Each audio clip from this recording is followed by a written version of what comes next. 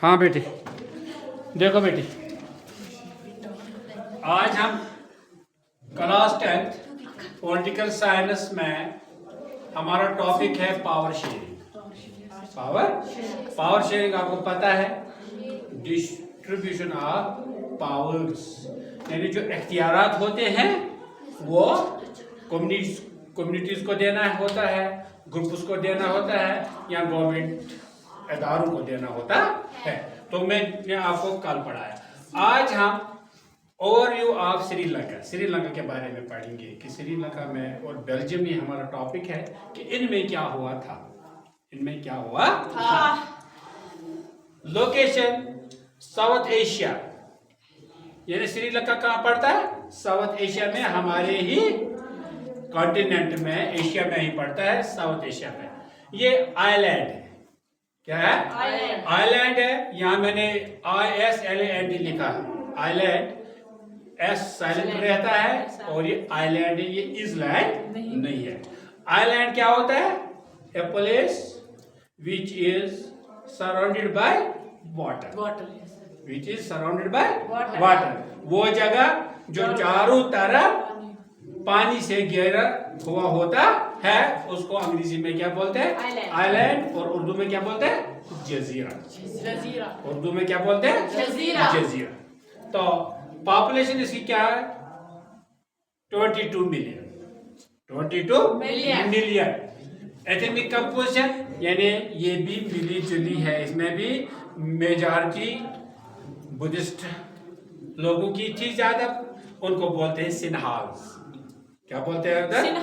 ये तमिल जुबान है। सिन्हाल्स बुद्धिस्ट मेजॉरिटी है, और 75%, ये 74% इसमें कितने हैं? कौन है? बुद्धिज्म। और 18% तमिल हिंदू है। किसमें? श्रीलंका में। 7% क्रिश्चियंस एंड मुस्लिम्स। 7%, यानी अगर वहां 100 आदमी होंगे, उनमें 7 क्रिश्चियन, ईसाई या मुस्लिम होंगे, यानी 4 या ईसाई होंगे या मुस्लिम होंगे, 3 वो होंगे। बात आई समझ? तो बाकी ज्यादा तादाद किन की है? बुद्धिस्ट की है, और उसके बाद तमिल हिंदू की। चैलेंज इज एथनिक कॉन्फ्लिक्ट, लिसानी कॉन्फ्लिक्ट वहां ज्यादा था। तो स्टार्टेड, ये कॉन्फ्लिक्ट कब हुआ स्टार्ट? 1983 में, 1983, और एंड इसका हुआ 2009 में।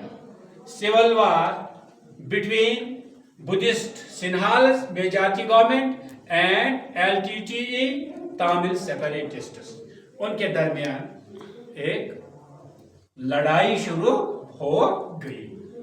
Causes of conflict. अब इख्तिलाफ कैसे होगा, कॉन्फ्लिक्ट कैसे होगा, वो हम देखेंगे। मेजॉरिटेरियनिज्म 1956 में सिन्हाल्स एक्ट उन्होंने क्या किया? पास किया 1956 में। मार्जिनलाइज्ड तमिल लैंग्वेज, और उन्होंने मार्जिनलाइज्ड किया, यानी महरूम किया, तमिल लैंग्वेज को आइन से ही खत्म किया, सरकारी जुबान में ही खत्म किया। बुद्धिज्म एज स्टेट रिलीजन, और जो बुद्धिज्म था उसको उन्होंने मुल्क का मजहब बनाया। क्या बनाया? मुल्क का मजहब बनाया। दूसरी पॉइंट, इकोनॉमिक इनइक्वालिटी, इक्तिसादी नाबराबरी, माशी नाबराबरी, यानी ज्यादा वहां क्या हुई? इनइक्वालिटी हो गई। Tamils felt neglected in jobs and education, तमिलों को उन्होंने नजरअंदाज किया जॉब्स में, न उनको नौकरी मिली और न एजुकेशन, तालीम उनको वहां अच्छी मिलती थी।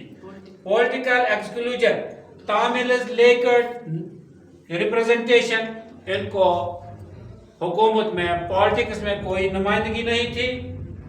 LTTE डिमांड, और जो LTTE तमिल सेपरेटिस्ट थे, उन्होंने डिमांड की सेपरेट स्टेट, अलग मुल्क का, उन्होंने अलग अपना मुल्क बनाने की क्या डिमांड की आवाज उठाई।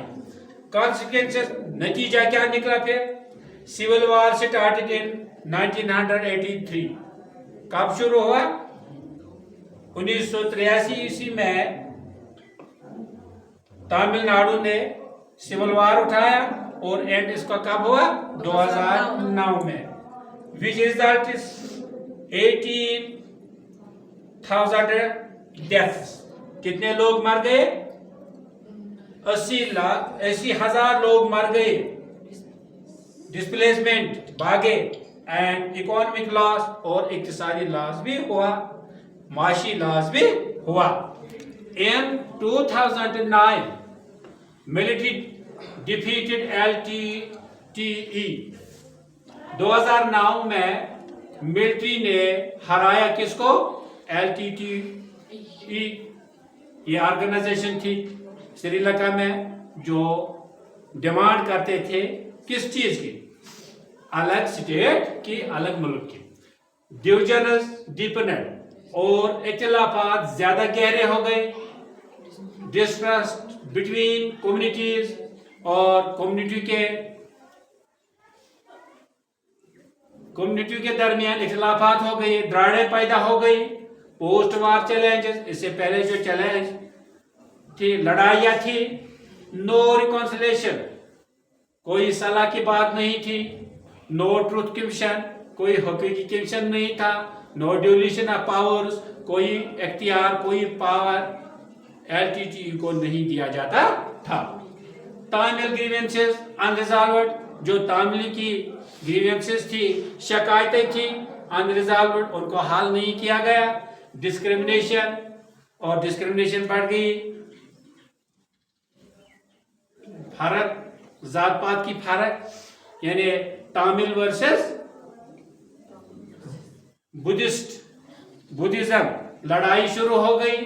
मिलिटराइजेशन और फौजी मुदाखलत शुरू हो गई।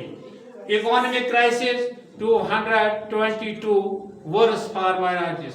फिर इकोनॉमिक क्राइसिस ऐसे हो गए 2022 में, माइनॉरिटीज बहुत क्रश हो गई।